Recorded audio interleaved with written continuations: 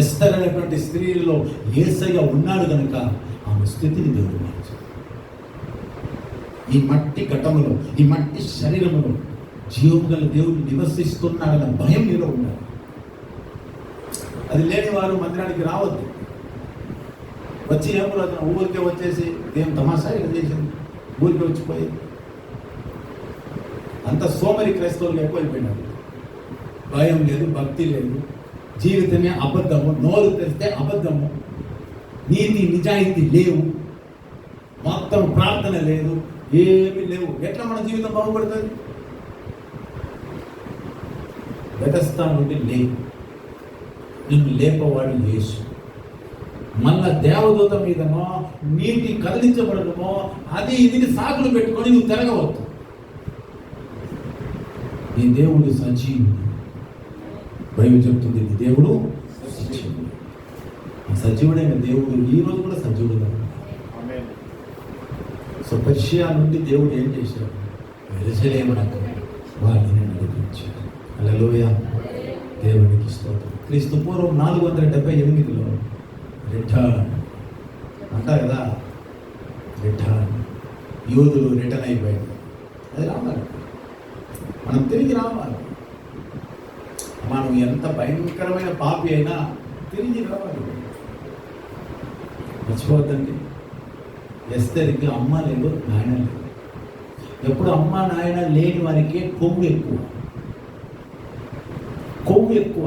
తల్లిదండ్రులు లేని వారే చూడండి, కొవ్వు ఎక్కువ. వాళ్ళకి ప్రజలందరి కనికరం వాళ్ళ మీద ఉంటే వాళ్ళకి కొవ్వు ఎక్కువ. ఆ కొవ్వు కణుకు ఏమవుతుందంటే మరుగైపోతుంది. కానీ మన ఎస్తేరు కూడా తల్లిదండ్రులు లేదా అన్నారు. తన పినతండ్రి అయిన చిన్న ఆయన దగ్గర ఎంత విధేయతలుగా ఎస్తేరు పెరిగిందో చూడండి. అందుకే ఎస్తేరు యొక్క గుణాతిశయమును యేసయ్య ప్రేమించి ఆ అదస్స అనబడిన ఎస్తేరులో నివసించడానికి యేసయ్యనే వచ్చాడు. అట్లా రావాలి దేవుని బిడ్డలారా. నీ ప్రవర్తన బాగుంటే యేసయ్య నీలో వచ్చి నివసిస్తాడు. యేసయ్య నీలో నివసిస్తే నీ లెవెలే మారిపోతుంది.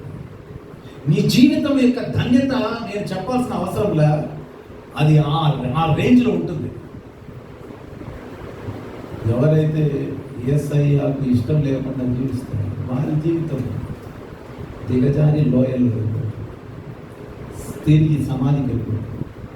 అలా నేను చెప్తాను, వారికి ఆయుష్కాలం కూడా తక్కువ అని చెప్తాను.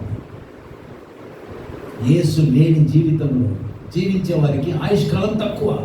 యేసు ఉన్న వారికి దీర్ఘాయుషును దేవుడు దయచేస్తాడు. అందుకే ఎస్తేరు యొక్క స్త్రీ తల్లిదండ్రులు లేక ఉన్నా తన పినతండ్రి అయిన మొర్దెకాయి దగ్గర ఆయనకి విధేయతగా ఉండి జీవించింది కాబట్టి దేవుడు ఎస్తేరును ప్రేమించి ఆమెలో ఉండి ఈ దేవుడు ఏర్పాటు చేసిన యూద జనాన్ని రక్షించడానికి ఎస్తేరును దేవుడు ఏం చేశాడు? ప్రేరేపించి, ప్రార్థన చేసి, ఉపవాసం చెయ్యమని ప్రేరేపించి ఎస్తేరు తన సొంత జాతిని ఏం చేసుకున్నాడు? రక్షించాడు. నువ్వేం చేస్తుంది? ఉండే జనాలను పాడి చేసి, తల్లిదండ్రులను ఏడిపించి, సంఘాన్ని పాడు చేసి, సేవకుడిని బాధ పెట్టేసి, చుట్టూ ఉన్న విశ్వాసులందరినీ నువ్వు గాయపరిచి నువ్వు ఏం బాగుపడతావు చెప్పు? నువ్వు బాగుపడేది లేదు, నీతో ఉన్నవారు కూడా బాగుపడేది.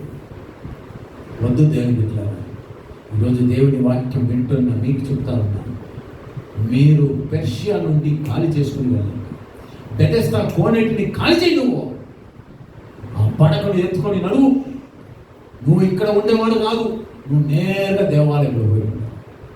అందుకే యేసుక్రీస్తు అన్నాడు, ఏ కీడు మరి ఎక్కువ కీడు నీకు కలగకుండానట్లు ఇక నువ్వు పాపము చేయదు.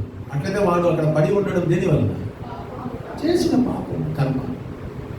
వాడు చేసిన పాపం వాడు పడి. బాగుందా? మీరు చూసుకోండి, బాగుందా నీకు? లేదు నేను ఇట్లా ఉంటాను, ఎవరి మాటకు నేను ఎవరికి లొంగను, నాకు ఎవరి భయం లేదో చెప్పు. 2 రోజులు నాశనం అవుతాడు. చూస్తూ ఉండగానే నువ్వు నాశనం అవుతావు. ఎంతమంది మేము చూసాం. మేము దేవుని భయం లేని వాడు ఈ ప్రపంచంలో చూస్తూ ఉండగానే విచ్చలవిడిగా సర్వనాశనం అవుతాడు. ఘోరమైన చావు చస్తాడు. రాసి పెట్టుకోండి, ఘోరమైన చావు చస్తాడు. చివరికి ఒక్కరు కూడా రాదు, అనాథ చావు చస్తావు. సో వద్దులండి దేవుడి బిడ్డలారా, జీవం గల దేవుడు మన దేవుడు. హల్లెలూయా. ఆయన యొక్క ప్రెసెన్స్ మనం కలిగి ఉండాలి, మనలో ఉండాలి. బాధపడ్డాడు. దేవుడిని కలిగి ఉన్నావా? బాధపడ్డాడు. ఆత్మను కలిగి ఉన్నావా? బాధపడ్డాడు.